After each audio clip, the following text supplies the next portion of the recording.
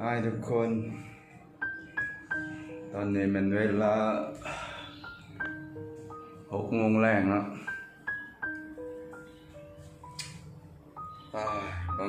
ผมตื่น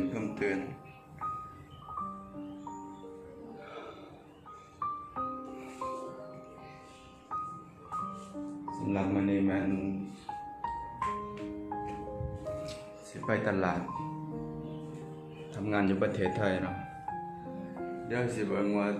ตื่นมาแล้วต้องเห็นอย่างแหน่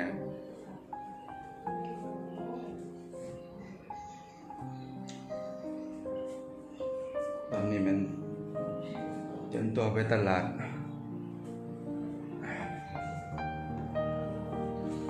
ไปแบบบ่อาบน้ำนี่แหละปลอมตัวจังหน่อย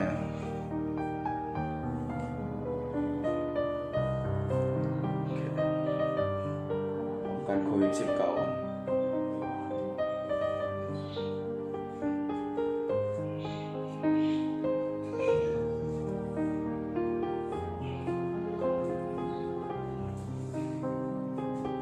โอเค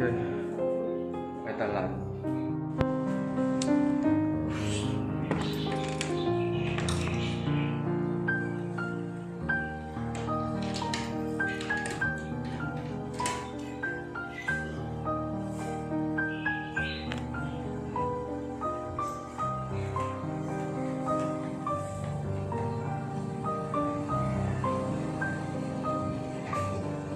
ทำงานอยู่ประเทศไทย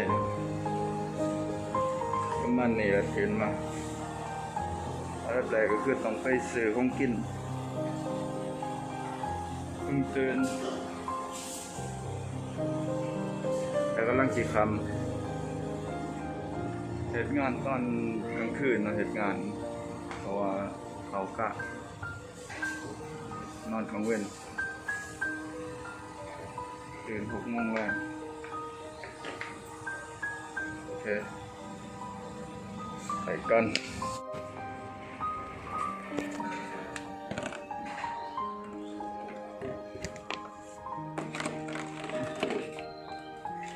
รถถีบหัวใจ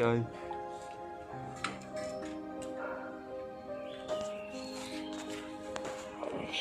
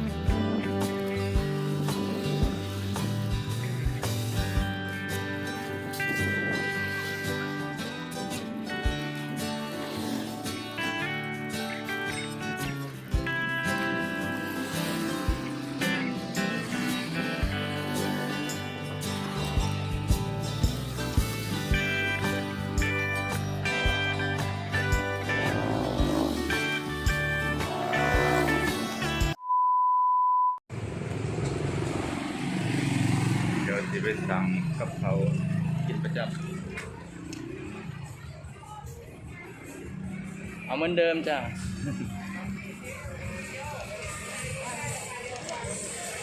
ได้อะไรเยอะแยะเลย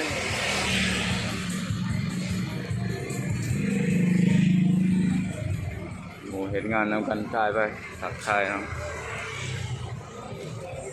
วันนี้ก็หอดตลาดแล้ว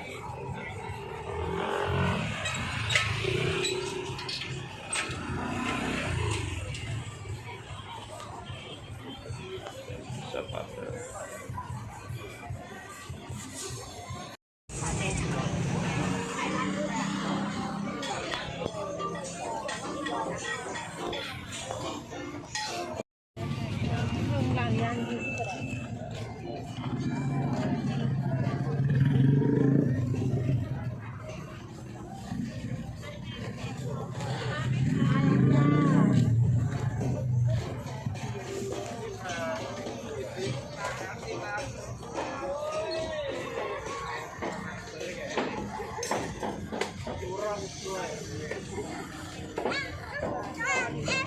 ได้รู้ไงใช่ไหม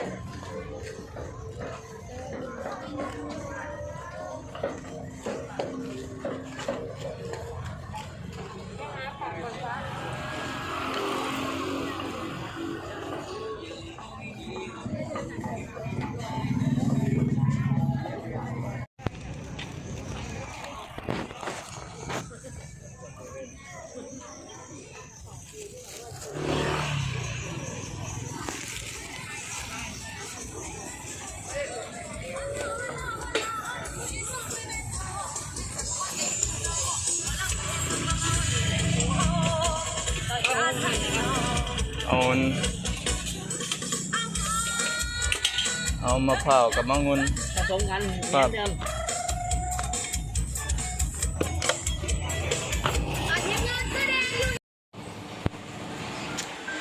ตอนนี้มันได้กลับมาแต่ตลาดเรียบร้อยแล้วทุกคนของที่ได้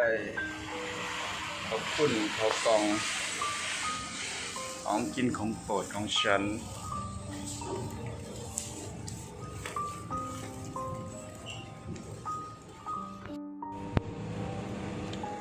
ขึ้นไปชมวิวบรรยากาศดาดฟ้าบนห้องพักเนาะเย็นสบายเดี๋ยวจะให้เบิ่งวิวด้านล่างวิวตัวเมืองกรุงเทพ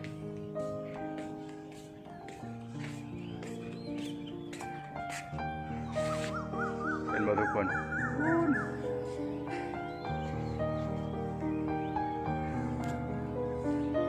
มีแต่ตึกแดนกันหลายๆบ่ทุกคน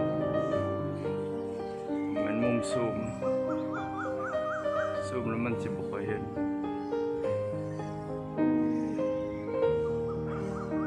นี่แต่หมอกหรือฝุ่น PM 2.5 บูสรุปง่ายๆก็คือเหตุงานกรุงเทพช่วงนี้เป็นช่วงโควิด 19 เนาะก็คือว่าง่ายตื่นมาก็ต้องไปซื้อกับข้าวกับน้ำเพื่อมากินไปตลาดก่อนเนาะ